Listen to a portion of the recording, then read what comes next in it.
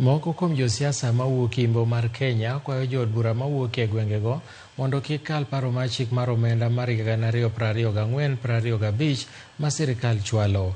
Ka giloso e kinde iko mar mane jatend migawo e kaunti ma Kakamega John Baraza, jotelogo kotelnegi kod jalup ogai mar ODM Wycliffe Oparanya okwedo paro mar chik mar omendano ma giwacho ni biro kelo midhiero ne oganda. Ne giwacho ni gibiro pinge seche mibiro pedhe e nyim od bura.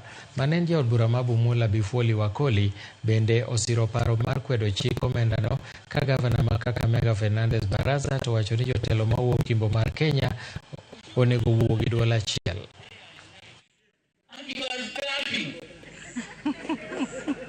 Maisha inaendelea juu. Ruto anakuja Bungoma. If I'm given the chance to tell him, I will ask him, why are you taxing us? Kulipa ushuru si mbaya, kwa sababu serikali hutegemea ushuru kufanya mambo yake. Ala ile pesa ambayo inakuja hapa kwa kaunti inatokana na ushuru.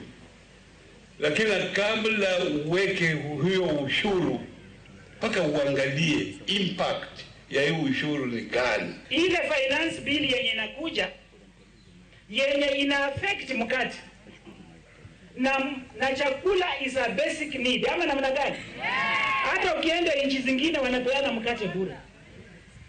Mimi nitasimama na mwananchi, ninaenda kupiga no kwa hiyo finance bill.